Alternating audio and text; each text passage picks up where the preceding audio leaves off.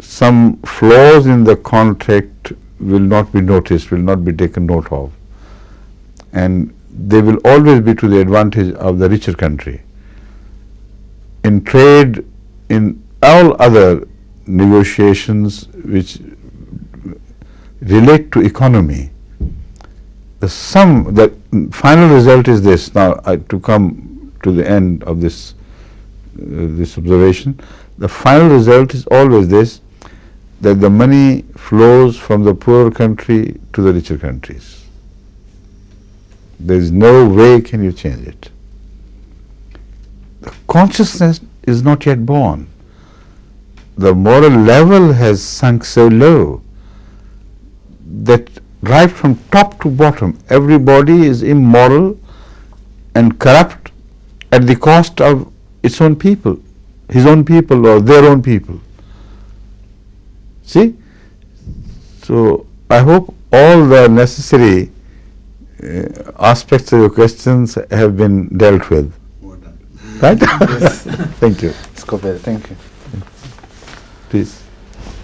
Your Holiness, I would like to know why, if compared with other countries, in Muslim countries, you're allowed to have you're allowed to have more than one wife.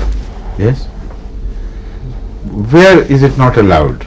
Tell me. Show me a single country where it is not allowed to have more than one wife. Can you quote a single country in the world? I don't know. Huh? Do you think in England? More than one wife is not allowed in England? I think so. No, not at all. You can keep any number of wives here, only you don't have to call them wives. Yes, I mean, In America, during the research into some spread of some violent diseases, very, very dangerous and deadly diseases, sex-related diseases, they came to learn that there are some husbands, unmarried husbands, who have had relations with more than 100 wives.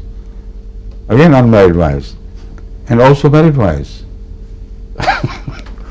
To unmarried husbands, So this is a joke when they turn to Islam and object against permission. It's a matter of laughter. It doesn't require a serious answer at all. You understand? Yes, yes. What they are against is order and legality. They don't like that. Yes, please. Thanks, sir. In the book Gardens of the Righteous, Nawas ibn Saman yes. relates that the Holy Prophet sallallahu alaihi wasallam mentioned the signs of the last day and of the Antichrist. And in it I'd like to just quote one sentence. Allah the Exalted will raise the Messiah, son of Mary, who will arrive close to a white minaret in the east of Damascus, wearing 2 saffron-coloured garments, his hands resting on the wings of 2 angels. End of the sentence. Now, if this sentence is purely symbolic, why did the promised Messiah, alayhi salatu wasalam, have a white minaret built? First of all, it is not properly translated. It is never said that close to the minaret. In the Minarat al-Bayda are the words, and some have translated upon that manara, or some have translated close to that manara. But upon translation is wrong anyway, because it can only be right if the whole sentence is translated differently. In the Manarata Sharqiyya Damashq, 2 things are said. In the Manara, upon or close to the Manara, and east of Damascus. So some translate it as east of Damascus relating to Manara. So which means that the Manara will be situated east of Damascus. And those who translate Inda as close to Manara, they say he would be close to Manara on the eastern side. but not on the Manara. But the problem is that if you translate it like that, not upon the Manara, then there are other traditions which lose relevance at all altogether. Because all the ulama, if not all, a large number of ulama believe that in other ahadith which are related to the subject, the scenario which is built is this, that the Messiah would descend upon the Manara, not around or near the Manara. So if that is so, then the Manara has to be in the east, and there is no word indicating its nearness to Damascus. Then all that is said is it would be in the east of Damascus. How much east is not related there. The second proof they offer of this interpretation being correct is that it is also said that the Masih, when he descends upon the Manara will be without a staircase, and that Manara where he would descend, having no staircase, it will require ulama to run towards the Manara with their stairs or ladders, and for the Messiah to descend from those ladders.